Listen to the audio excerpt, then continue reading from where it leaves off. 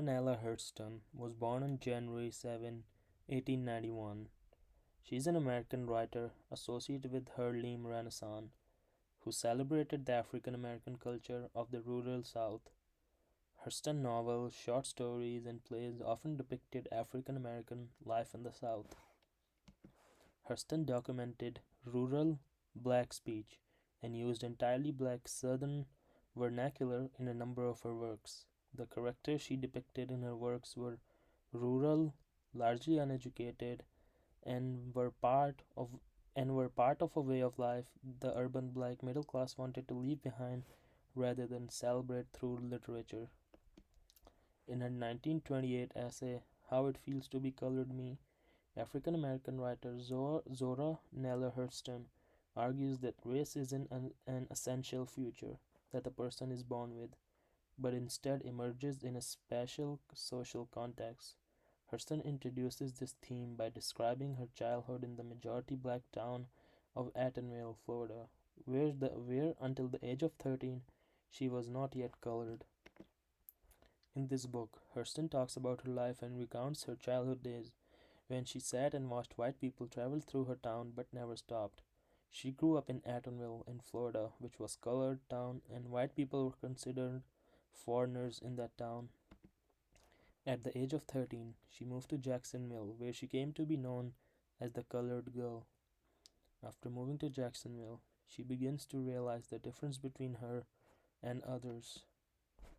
Hurston's final paragraphs end with her statement that everyone is more than their race, and while she is colored, she is just an American as the white folks that used to pass through her town.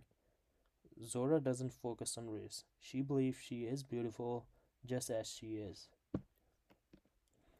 Someone is always at my elbow, reminding me that I'm the granddaughter of the slave. I feel like a brown paper bag of masculinity propped against a wall in the company with other bags, white, red, yellow, pour out the content, and there is discovered a jumble of small things, priceless and worthless.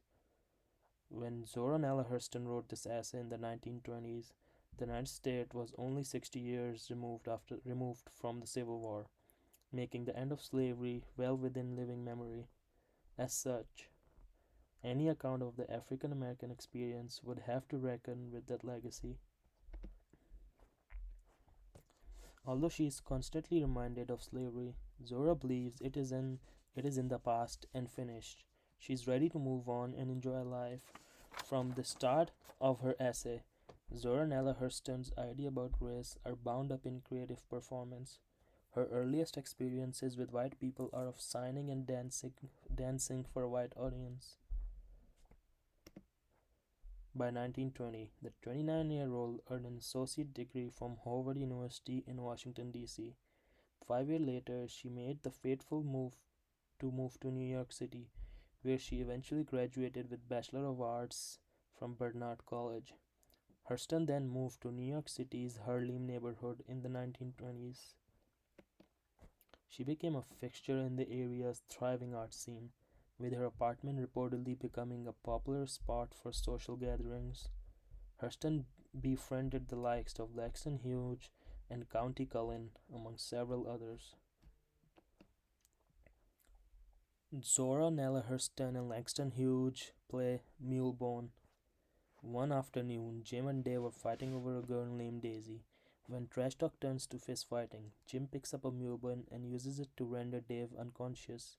For this, he is arrested and detained in a bar until his trial.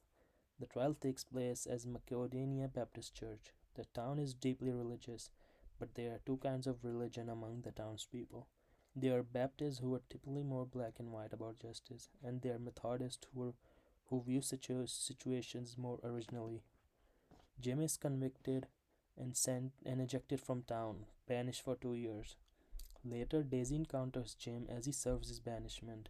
She wants to be there for him, but he's hesitant about her.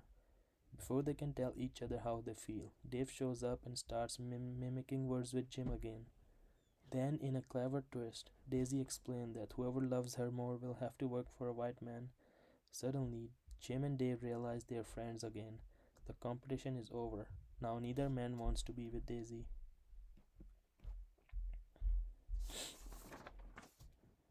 While acknowledging the persistence of racial discrimination, she minimizes the impact of slavery on the current circumstances of African Americans. Instead, she places herself at a pivotal time in history, after the end of the slavery, but long before the arrival of anything resembling racial equality. One of her most popular works was Their Eyes Were Watching God. The fictional story chronicled the tumultuous life of Jenny Crawford. Hurston broke literary norms by focusing her work on the experience of a black woman. This epic tale of Johnny Crawford, whose quest for identity takes her on a journey during which she learns what love is, experiences life's joys and sorrows, and come home to herself in peace. Their Eyes Were Watching God is about a small teenage girl, Jenny Crawford, ripping from a vibrant but voiceless teenage girl into a woman with her finger on the trigger of an old destiny. As a young woman whose fair skin and long hair, she expects more out of life, but comes to realize that people must learn about life for themselves. Published in 1937, the novel was poorly received, but today it's one of the most famous works in the African American literature and women's literature.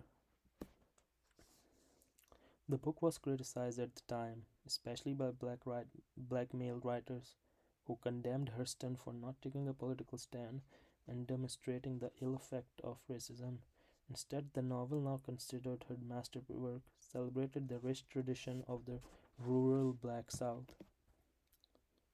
For 30 years after its 1937 publication, Their Eyes Were Watching God was out of print and attacked for its portrayal of black people when it was remembered at all.